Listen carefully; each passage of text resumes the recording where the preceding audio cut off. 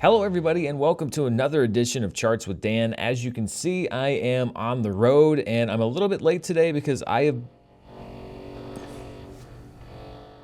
construction. That's what I've been dodging all day.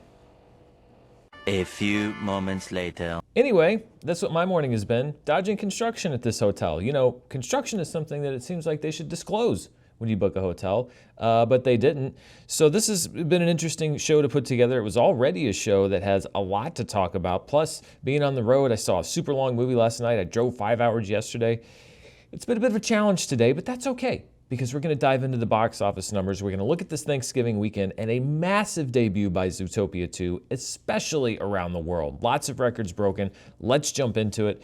Let's start with the 3-day weekend at the box office. So this is Friday, Saturday, Sunday of Thanksgiving. Zootopia 2 came in with a final number of $100.2 million just for Friday, Saturday, Sunday. Remember, it actually opened on Wednesday, and we'll look at the 5-day numbers in just a second.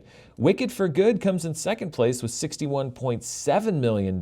Interestingly, when you look at how much that movie dropped versus the others, it dropped about 58%. That is much steeper than we saw from the first Wicked last year and much steeper than we saw from other movies in the top 5. So that could be indicative of the long-term performance of that film, and we're going to look at those two movies next to each other in a few minutes.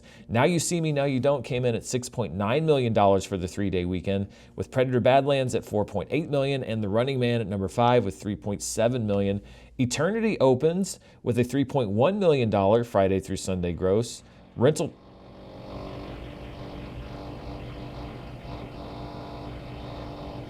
Rental Family is at number 7 with $2.1 million for the weekend. Then we have Wake Up Dead Man, a Knives Out mystery with a reported $1.5 million for the 3-day weekend. We don't know what these actual numbers are. These are best estimates, so there's some people don't report numbers at all. Some report different numbers, so I'm putting it as best I can here. Hamnet comes in 9th place with $932,000 over the 3-day weekend, and Sisu Road to Revenge has a big drop in week 2. I get it. It's maybe not the movie that people are going to go see over Thanksgiving. It brought in $773,000. Looking at the 5-day weekend, Zootopia 2 opens to $158.8 million over 5 days. We'll see where that falls as far as all-time Thanksgiving holiday records. Wicked for Good brought in $91.7 million over the 5-day weekend. Now You See Me, Now You Don't brought in just over $10 million, with Predator Badlands at $6.6 million, The Running Man at $5.5 million. Eternity comes in at $5.2 million over the 5-day weekend. Wake Up Dead Man, again, reportedly about $4.25, maybe $4 million, but Netflix does not provide numbers. It should be noted that Glass Onion opened to about triple that number a few years ago when some major chains showed it. Netflix obviously, I think, cut some of the marketing. They are just allergic to any kind of box office revenue. I get it, the whole business model thing, but I don't get it at the same time. I just don't. Whatever. Rental Family comes in 8th at $3.1 million. Then we have Hamnet at almost $1.4 million at number 9, and Sisu Road to Revenge at number 10 at $1.16 million. Dropping out of the top 10, we have Black Phone 2 out after 6 weeks, Regretting You out after 5 weeks, Nuremberg is out after 3 weeks, Sarah's Oil is also out after 3 weeks. And looking at the biggest theater count changes for the 3-day Thanksgiving weekend, Keeper lost basically all of its remaining theaters. This is probably the least impactful of Osgood Perkins' films so far, just in 76 theaters. Regretting You lost about 1,000 theaters. It's still in 741. Sarah's Oil dropped 842 theaters. It's still in around 500. The Running Man lost 785 theaters, so there's not going to be any box office comeback for that film. And Black Phone 2 lost about 731 theaters, which moves it out of wide release in 496 theaters. This is my road to recovery, and the last couple weekends have actually made it look like a bit of a recovery, albeit probably a short-term one. The blue line is the box office weekend average for 2015 to 2019. The red line is the average for 2021 to 2024. And the dotted black line is every weekend this year. And you can see that for a second consecutive weekend, we were not only above the post-pandemic average, but we actually were above the pre-pandemic average. I think part of that may be some variance on when exactly Thanksgiving weekend falls, but still, anything above average, I'll take at this point. Now, as you can see, usually in the first weeks of December, as people start shopping and doing other stuff for the holidays. We see a steep drop-off in box office receipts. We'll see if this year follows suit as Zootopia 2 continues to do whatever it's going to do. And then toward the end of the year, we see a big jump once again as we get into Christmas week and the week after Christmas. Of course, we've got Avatar, Fire and Ash, and other films that are opening in that window.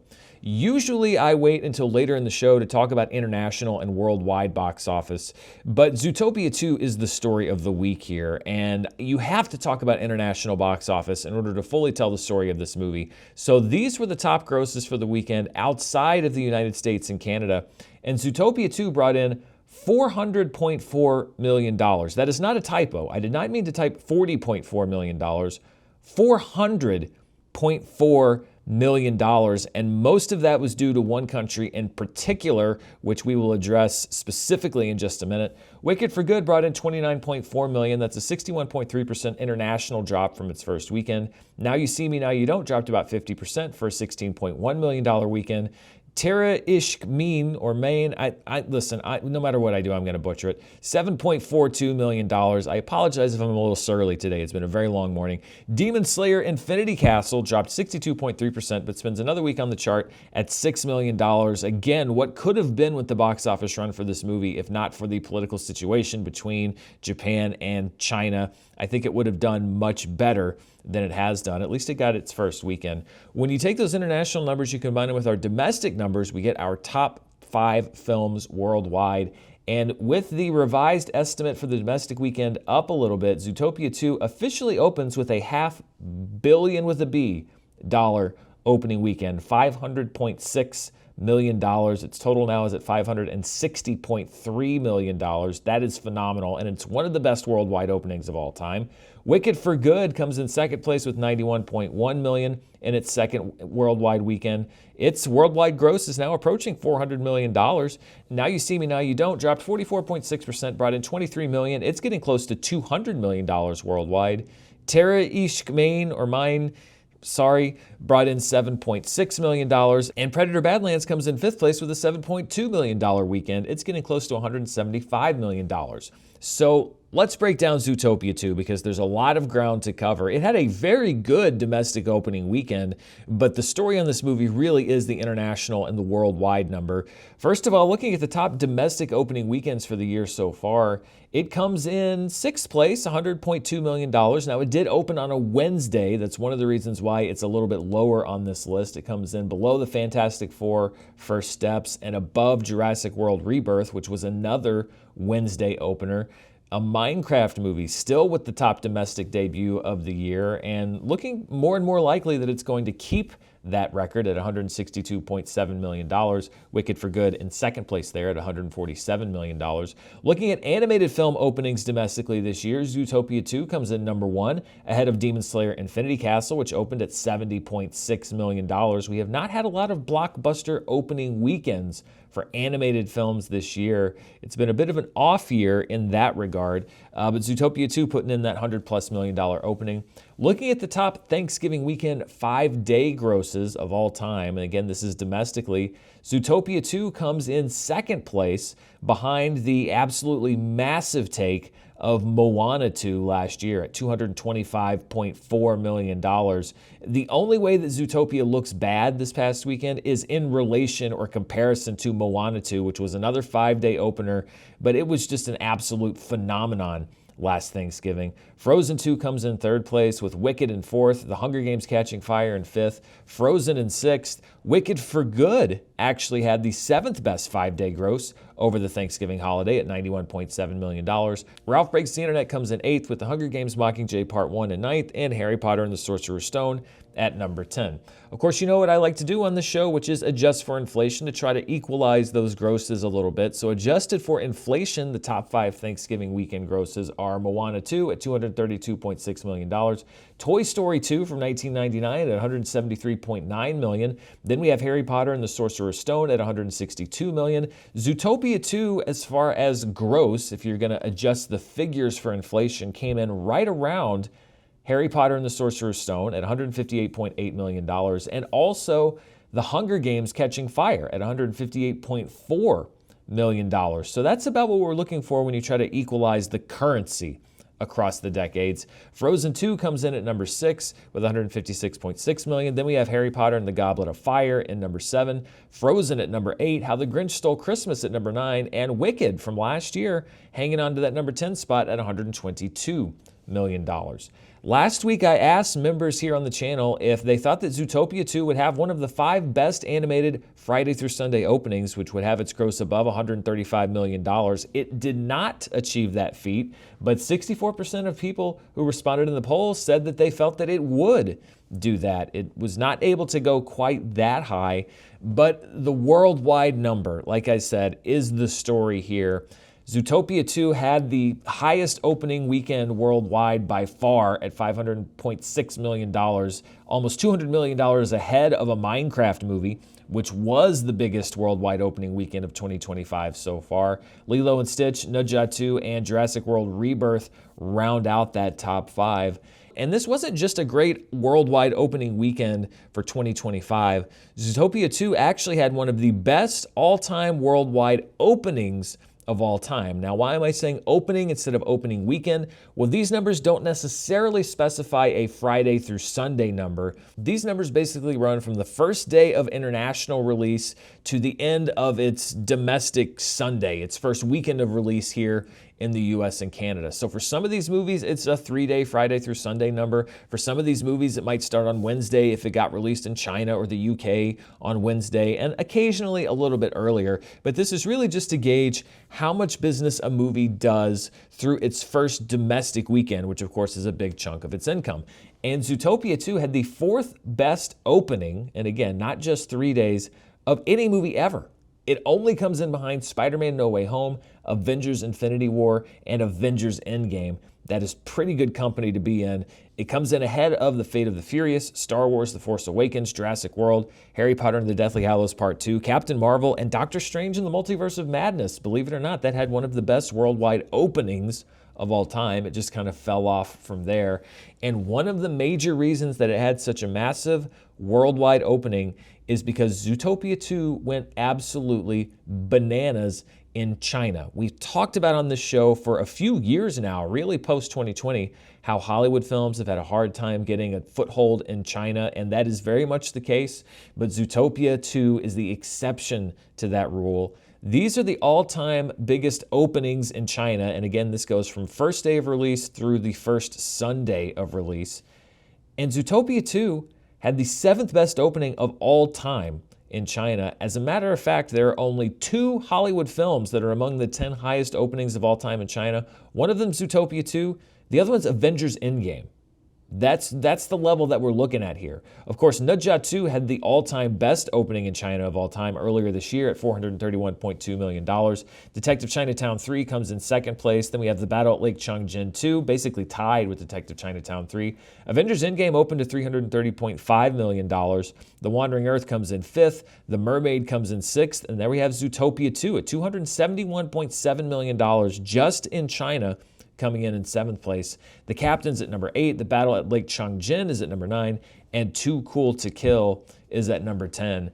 So when we write the story of Zootopia, and it's not completely written yet, I mean, it's made $500 million, that's after 5 days of release.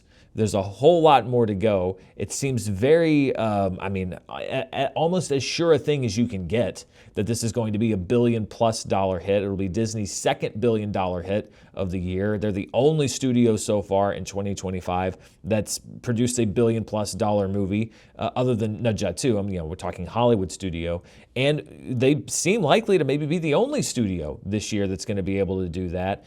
But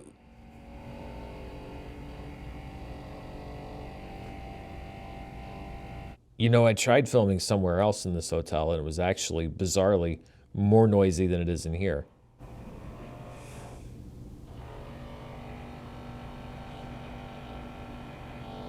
I hate this day so much.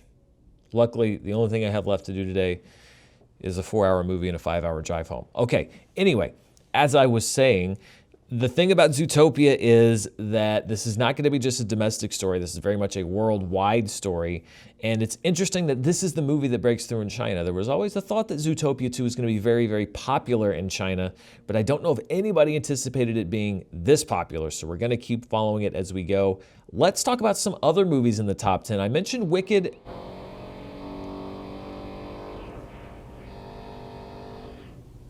And Wicked for Good, and this is an interesting look at the two of them side by side. Now, we know that Wicked for Good, which is in pink here, opened bigger than the first film, but the original Wicked has been catching up. That's in green on this chart. You can see through the first 3 days, Wicked for Good has a big lead, but over the Thanksgiving week, and they have exactly identical release patterns, Wicked, the original film, the first movie, has now pretty much caught up with Wicked for Good. That could be indicative of weaker legs for the second film. I know that, the narrative was that audience reaction was just as enthusiastic, and it was still positive, but I think that we are seeing less long-term appeal so far for the second Wicked film. And of course, I'll keep tracking this as we go on. This construction, by the way, started at 8:30 this morning. Woke me up. It's now almost 11 and I still haven't gotten the show done. Anyway, let's look at the biggest Broadway adaptation grosses domestically. Wicked for Good is now second place at $269.2 million, behind only Wicked. I got a few comments last week saying the Rocky Horror Picture Show shouldn't be on here because it didn't hit Broadway until after the movie, but I did some research and they were planning to open it on Broadway before the movie. I'm keeping it on here just as a technicality. If you don't like it, then, go find the other movie to put in there. I'm sorry, I just can't today. Also, last week, I had some comments saying that my Broadway adaptation gross numbers were useless because I did not adjust for inflation, which is funny because usually I get yelled at when I do adjust for inflation. The reason I didn't do inflation-adjusted numbers last week is because Wicked for Good wasn't relevant to those numbers yet, but these are the top 10 Broadway adaptation grosses adjusted for inflation. Yes, it does change things when you do that because Sound of Music has like $1.6 billion and Grease has $880 million. My Fair Lady's in third. Rocky Horror Picture Show is actually in fourth. We have Fiddler on the Roof there at number 5, Funny Girl at number 6, West Side Story number 7. The original Wicked is there at number 8 with $359 million, ahead of Oliver and Cabaret, and we'll see if Wicked for Good can sneak onto this list. Predator Badlands has also hit some franchise marks over the Thanksgiving weekend. It is now the highest grossing Predator film domestically at $85 million. That puts it ahead of Alien vs. Predator. When you adjust for inflation, it moves up to number 3. It is now ahead of Predators, but well behind the original Predator at $170.3 million and Alien vs. Predator at $141 million. And worldwide, Predator Badlands is now the highest grossing film in the franchise at $174.4 million.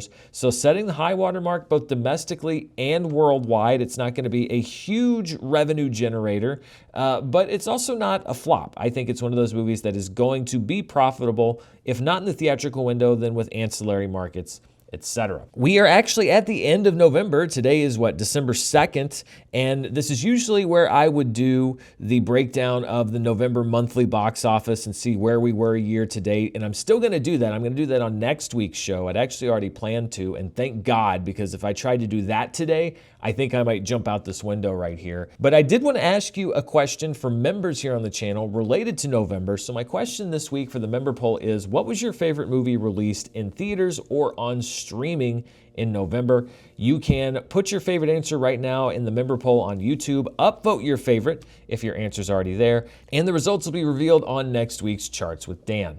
Let's take a look at some of the other charts for this past weekend. We'll start with the top per theater averages. Zootopia 2 was at number 1, even though it was in 4,000 theaters with just over $25,000. The Secret Agent, which is getting a lot of Oscar buzz for Wagner Moura, for the movie in general, for Brazil perhaps to continue its streak in the international film race, brought in $23,984 per theater in 2 theaters. Wicked for Good comes in third place at $15,000. Cat Video Fest was in 3 theaters and brought in $10,350 per theater. A lot of people just celebrating Thanksgiving by watching some cats. And You Got Gold, a celebration of John Prine, comes in 5th place, bringing in just over $10,000 in 1 theater. Looking at the top films in limited release for this past weekend, we have Wake Up Dead Man, A Knives Out Mystery. Again, that's an unofficial number at $1.5 million in 600 theaters. Hamnet comes in at $932,000 in 119 theaters. I have a review of that movie, by the way, here on the channel. I actually have a review of the top three here: Wake Up Dead Man, Hamnet, and Sentimental Value, which brought in close to $500,000 in 284 theaters. In fourth place, we have Tara Ishmael, Mine. Again, my apologies, with $225,000, and Andra King Taluka comes in fifth place with $189,000 in an unknown number of theaters. The fall holiday box office chart got some shakeups over the Thanksgiving weekend. Wicked for Good for right now is number one at $269.2 million. The Conjuring Last Rites moves down a spot to number two, but it's going to be moving down very quickly because Zootopia 2 enters the chart at number three at $158.8 million. Demon Slayer Infinity Castle and Predator Badlands both moved down a spot to number 4 and 5. Black Phone 2, Tron Ares, and One Battle After Another moved down one spot to number 6, 7, and 8. Now You See Me, Now You Don't enters the chart at number 9 at $49.6 million. Regretting You moves down two spots, and Chainsaw Man the movie, Reze Arc, and Downton Abbey the grand finale move off of the 2025 fall holiday box office chart. Looking at the 2025 annual domestic box office chart, Wicked for Good is now the 7th highest grossing film of the year. It's the first new movie on this chart, I believe, since the summer. I think Fantastic Four First Steps was the last new movie to get added to this chart. So it has been a pretty dismal few months at the box office, but Wicked for Good is there now. Zootopia 2 will be there very soon. Thunderbolts now off the domestic top 10 chart for 2025. And looking at the 2025 worldwide box office chart, again, to kind of put Zootopia 2's opening 5 days in perspective, in 5 days it outgrossed all but 9 other movies that have been released worldwide this year. That is pretty impressive. At $560.3 million, it's now the 10th highest grossing film of the year worldwide. This also cements the first year since 2011, when Thor and Captain America were released, where the MCU released a film and that movie was not in the worldwide top 10. There was no MCU release in 2020. So kind of a not a great milestone for the MCU this year. They will not have a top 10 film. So those are all the numbers I have for you at the box office, and if there were any gaps that I missed because I've been slowly losing my mind all morning, then I'll fill them in next week. Before I go, let's quickly look at the world of streaming, and we'll start with the latest numbers from Netflix. This covers November 17th through the 23rd. Of course, new ones will be out later today, maybe even by the time this show is finally done, and we'll see just how big the first few days of Stranger Things Season 5 were.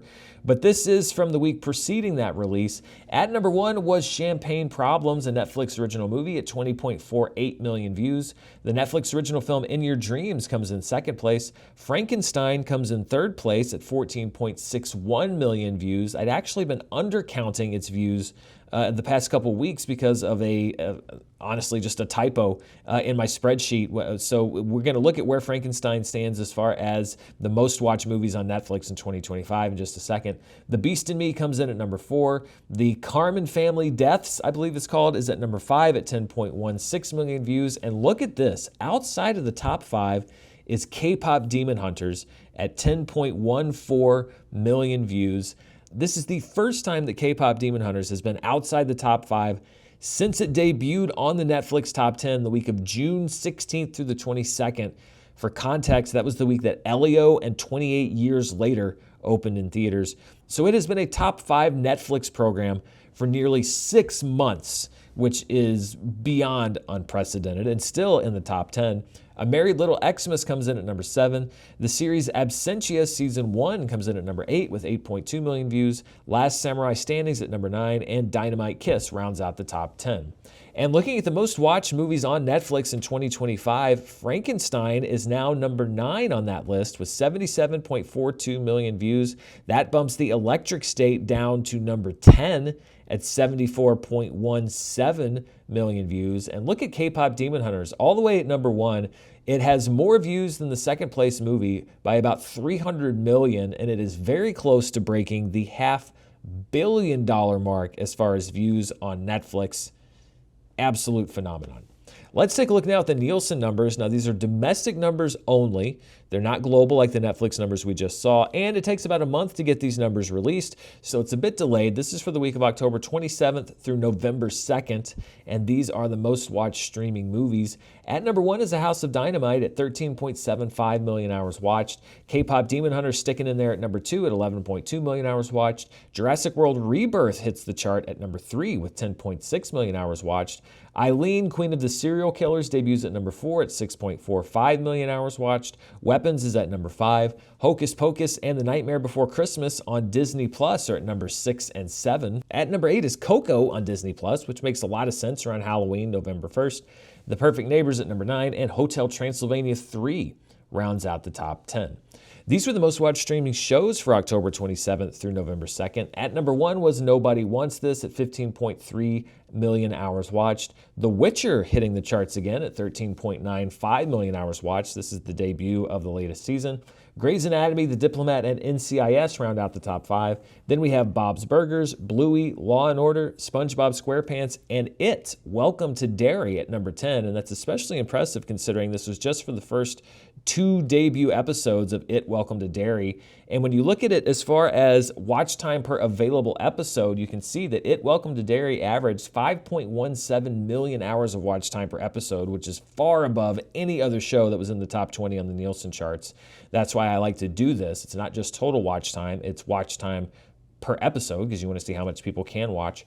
Miss Rachel comes in second on this chart, followed by Nobody Wants This, The Diplomat, The Witcher, Tulsa King, Stranger Things already, and I think we're going to see more watch time for Stranger Things roll in as we get closer in Nielsen time to the debut of Season 5. Poldark comes in at number 8, followed by Only Murders in the Building and Love is Blind, rounding out the top 10. And when we look at the biggest watch time as far as hours watched per episode this year, It, Welcome to Derry actually put up the 5th best watch time per episode number that we've seen at 5.17 million hours per episode. That comes in behind Wednesday at 5.21 million hours per episode with the debut of its second season. Then we had the first couple weeks of Untamed and then Adolescence as it caught on really its first full week of release at just over 6 million hours watched per episode. And that mercifully does it for this week's Charts with Dan. I do apologize for the fact that this was such a late upload and the fact that there were so many interruptions while recording this episode. This has been a hellish morning for me, but we got all the numbers out, and isn't that what matters? So thank you so much for sticking with me on this, and be sure to stay tuned right here to the channel. Yesterday, I had a review of Marty Supreme, so if you want to see a review for that, you can check that out right now. I'm here in Dallas to see 2 movies, one of which I can't review for a couple of weeks, but I can assure you it is a very, very big movie. That will be a big holiday release, and I'm sure a big story here on this show. However, the other movie I'm seeing, and I'm seeing it later today, is Kill Bill, the whole bloody affair, and that is something that I'm very excited to talk about. So look for a review of that either tomorrow morning or Thursday morning here on the channel. It just depends on how exhausted I am when I get home and how much I have to say about the movie. And then, of course, the latest in movie news, new releases, all kinds of stuff here. I promise I'll have myself a little bit more together next time you see me. But, you know, I'm not going to give myself too much of a hard time because it's been a day. Thank you so much for watching. Be sure to subscribe, hit that bell, hit that thumbs up button. And until next time, stay safe, and I'll see you then. Bye.